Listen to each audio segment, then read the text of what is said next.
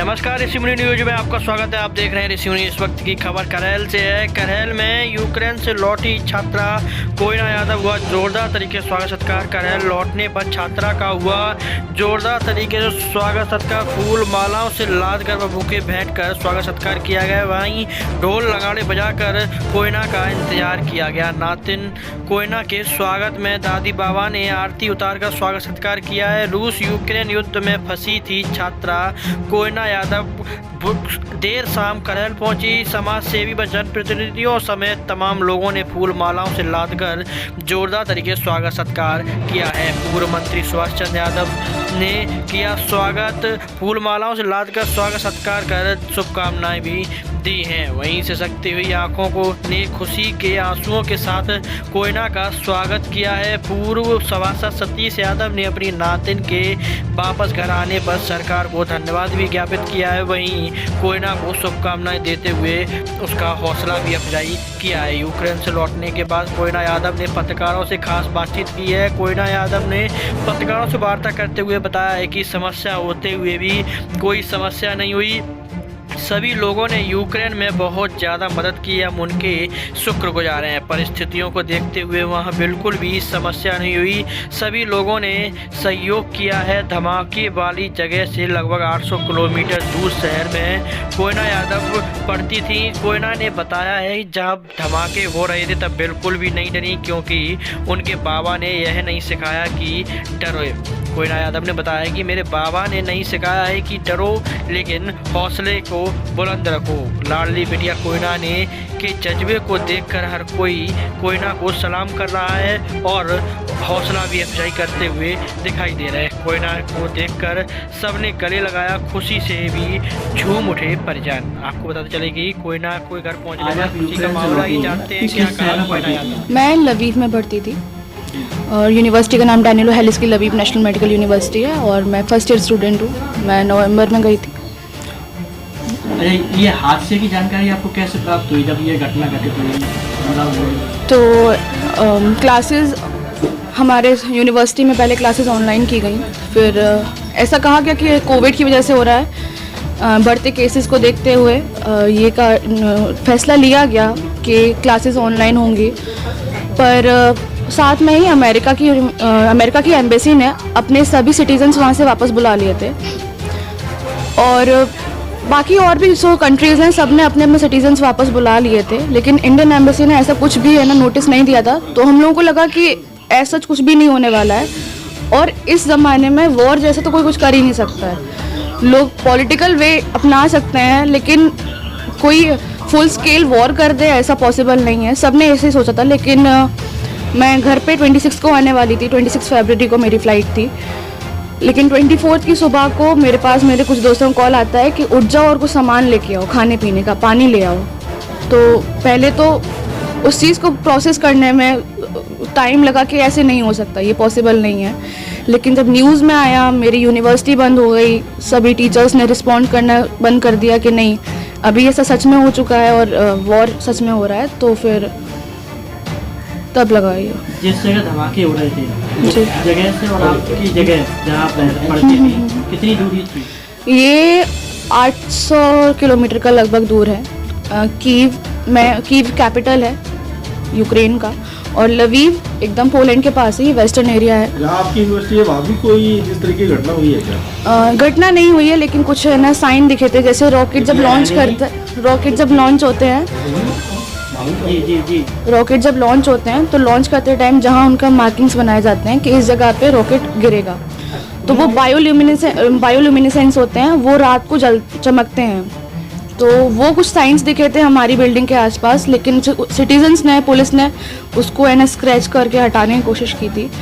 तो ऐसे दिखाया गया। अच्छा, वैसे बाकी भी जानकारी आ रही थी कि जो है बाकी छात्रों को परेशान किया गया, लेकिन आपके साथ तो ऐसी कोई घटना नहीं ऐसा कुछ भी नहीं हुआ था। जब जानकारी हुई तो जो डरावनी जैसे कोई चीज़ें सामने आई हो, जैसे डरावनी जैसी कोई चीज़ें आई हो, जैसे आप डरे हो या और भी आपके साथ जो बच्चे पढ़ते हो वो भी डरे हो? अब आप ऐसी जगह पे रह रहे हो जहाँ एक फुल स्केल वॉर चल रहा है। ये बच्चों का खेल तो नहीं है जो कोई भी देखता है। आप हो, हम हो, कोई भी हो, वहाँ पे सबको डर लगेगा। आप सो रहे हो, आपकी आँख खुल रही है अलार्म से, आपके सामने सायरन बज रहे हैं, अलार्म बज रहे हैं, अलर्ट अलार्म है कि आप उठो और आप बंकर में भागो। तो आपको आँख खुलते ही अपना इम्पोर्टेंट सामान उठाना है, आपको अपनी जान बचा के भागना है, साथ में पानी खाना, जो भी आपको बस 1 मिनट में सब तैयार करना है। आपकी आँख खुल रही है, अलार्म से खुल रही है, आप सो रहे हो तो अलार्म बज रहा है। तो कहीं ना कहीं डिस्टर्बिंग था। ऐसा नहीं है कि हम लोग सहमे हुए थे, डरे हुए थे। पेशेंस रखना पड़ता है, ऑब्वियस सी बात है। आपको ऐसे डरने से काम नहीं होगा। अच्छा, कोई समस्या आई है बीच में, कोई इसमें इतने समय रहा है बीच में? ऐसे प्रॉब्लम तो नहीं आई, लेकिन वही बात है कि इवैक्यूएशन भी पॉसिबल नहीं था क्योंकि वहाँ पे फुल स्केल वॉर चल रहा था। वहाँ पे बॉम्बार्डमेंट बंद ही नहीं था। गवर्नमेंट ने अपनी पूरी कोशिश की है हेल्प करने की। अभी हम लोग बॉर्डर जब से मैंने बॉर्डर क्रॉस किया है तब से मुझे 1% दिक्कत नहीं आई। हम लोगों को किसी भी ऐसी जगह नहीं रहना पड़ा जहाँ पे मैं ना बेसिक नेसेसिटीज़ नहीं मिल रही हूँ। मुझे पानी मिला, खाना मिला हर जगह पे। इवन पूरा स्टाफ बहुत हेल्पफुल था हर जगह। तो मुझे कोई प्रॉब्लम नहीं है पर्सनली किसी से भी। आज आपकी बेटी यूक्रेन से लौट के आई है जी। क्या संदेश देना चाहिए, कैसा लग रहा है आपको? अब जाहिर सी बात है, जो बच्चा इतने दिन से बाहर है, एक एक पल आप कोई भी हो उसका कैसे बीतेगा वो तो वही जानती है, माँ जानती है, घर वाले जानती हैं। आज बहुत खुशी हो रही है और सबसे ज़्यादा शुक्र मतलब मैं सरकार का करना चाहती हूँ, शुक्रगुजार हूँ मैं उनकी कि उन्होंने कहीं भी किसी भी जगह पे किसी बच्चे को कोई परेशानी नहीं होने दी। आज आपकी बेटी जो है यूक्रेन से वापस लौट के आई, कैसा लग रहा है? बहुत अच्छा लग रहा, बहुत खुशी की बात है। बहुत क्या संदेश देना चाहेंगे आप? संदेश देना मुझे चाहता है कि सरकार की भी बहुत अच्छी पहल रही और वहाँ जो वॉलंटियर काम कर रहे हैं उनकी बहुत अच्छी प्रशंसा की जाए। वहाँ सब लोगों को खाना, खिचड़ी, पानी, ज़रूरी चीज़ सब मुहैया कराई जा रही हैं। क्या संदेश देना चाहेंगे आप भारत सरकार को? जी संदेश देना चाहेंगे, पहली बात तो बहुत बहुत बधाई और शुभकामनाएं कि हमारे बच्चे सकुशल घर वापस आए, इसलिए सरकार को बधाई और धन्यवाद।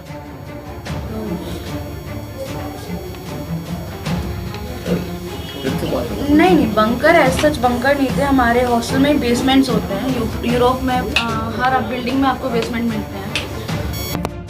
ऐसा हमारे आप भी जानते हो कि कोई भी अटैक वगैरह होता है, कोई भी बॉम्बार्डमेंट वगैरह होती है तो अंडरग्राउंड होना इज द सेफेस्ट थिंग। तो हम लोग को अंडरग्राउंड कर दिया जाता था। तो सुबह अलर्ट अलार्म बजता था, जैसे कभी 6 बजे बज रहा है, कभी 7 बजे बज रहा है, तो हमारी आँख उस अलार्म से खुलती थी। तो एक बैग हमेशा रेडी रहता था कि कभी भी अलार्म बजेगा वो बैग लेके भागना है। तो ऐसे ही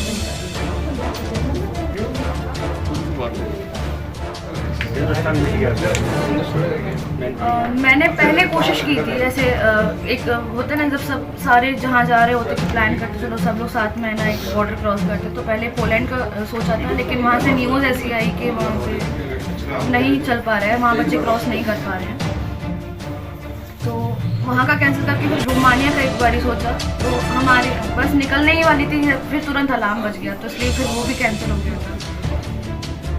फिर एट द एंड मेरे जो कंसल्टेंट थे शुभम गौतम, दिल्ली में उनका ऑफिस है, जिनके थ्रू मैं यूक्रेन गई थी, उन्होंने अपनी जिम्मेदारी पे सभी बच्चों को मतलब उस बिल्डिंग से निकाला और उन्होंने ही हमको बॉर्डर इस तरीके से क्रॉस करवाया। एम्बेसी से उन्होंने कांटेक्ट किया, ऑफिशियल वे में काफ़ी है ना, कोऑर्डिनेट वे में उन्होंने ना एम्बेसी के साथ मिलके हमको उस जगह से निकलवाया था।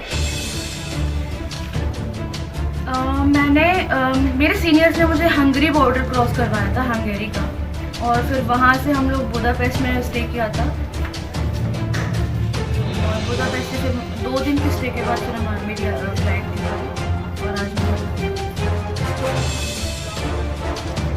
हाँ, मैं सैटरडे की शाम को बुदापेस्ट के टाइम के अकॉर्डिंग 7 बजे वहाँ से मैंने बोर्ड किया था।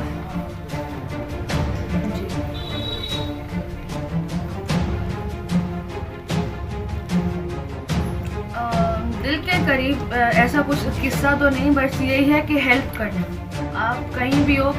ये बात मैं फ़्लाइट में थी, मेरे कैप्टन थे लोग फ्लाइट के, और ऐसा कोइंसिडेंट हुआ था कि एक फ़्लाइट के 2 कैप्टन, बहुत रेयर चांस होता है, तो दोनों कैप्टन सिद्धार्थ नाम के थे, दोनों ने एक बात कही थी कि कभी कुछ करना ना करना किसी की हेल्प करते हैं। और बॉर्डर पे मैंने एक बच्ची को एक बिस्किट दे दिया, शायद उसका पता नहीं, कहीं ना कहीं आप अगर अच्छा करते हो लौट फिर के अच्छा आ जाता है। तो मुझे कहीं भी ऐसी कुछ प्रॉब्लम नहीं हुई कि मुझे कहीं खाने को नहीं मिला या पानी नहीं मिला या मुझे चलना पड़ रहा है, किसी ने मुझसे बदतमीजी से बात की, ऐसा कुछ भी नहीं हुआ। सारे वॉलंटियर्स थे, इस्कॉन टेम्पल के सारे वॉलंटियर्स थे, उन्होंने खाना प्रोवाइड किया सबको। और काफ़ी देश जैसे म्यांमार हो गया और काफ़ी सारी कंट्रीज़ हैं, जर्मनी हो गई, इन सब के वॉलंटियर्स आए थे हम लोगों को है ना हेल्प करने के लिए। इवन वहाँ के जो लोकल रिट्रीट हाउस होते हैं, जिन्हें हम लोग जैसे चर्च के हाउसेज होते हैं, वहाँ पे हम लोग को स्टे कराया। दे वर रियली स्वीट। आपको कुछ भी ज़रूरत है, आपको अगर स्लीपर भी चाहिए तो वो आपको ला के देंगे, वो इतने हेल्पफुल लोग थे। तो थ्रू आउट द टाइम अगर आपने किसी से बदतमीजी नहीं की है तो कोई आपसे रिटर्न में बदतमीजी नहीं करेगा। और ये जो केस हुए हैं पोलैंड के बॉर्डर पे, प्रोवोक करना स्टार्ट किया है, ऑब्वियसली बात है। आप किसी को प्रोवोक नहीं करोगे तो कोई आपको नहीं मारेगा फालतू में। आपको अगर कोई कोऑर्डिनेट वे में निकालना चाह रहा है तो आप ऑब्वियसली बात आपको उनकी बात सुननी पड़ेगी। अपनी चलाएंगे तो फिर उनको भी अपनी चलानी पड़ेगी, तो वही हुआ। और वर्तिका चौहान, हाँ वो मेरे रूम में ही रहते, हम लोग एक ही ब्लॉक में रहते हैं, वो मेरी मतलब रूममेट ही मान लो।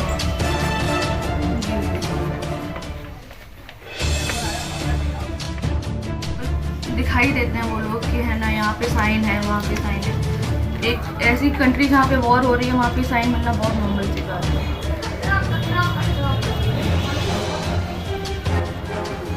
आज आपकी बेटी जो है वापस लौटी है, करेला आई है, कैसा लग रहा है? बहुत अच्छा लग रहा है। सबसे पहले मैं इंडिया गवर्नमेंट का थैंक्स बोलना चाहूँगा, उसके बाद पत्रकार बंधु जितने मीडिया वाले हैं उनका आभार व्यक्त करूँगा। और जो इसने हमें यहाँ की पब्लिक ने, बुजुर्गों ने, भाइयों बहनों ने और मेरी नातिनों को जो स्नेह दिया है उसका मैं आजीवन आभारी रहूँगा। थैंक्स।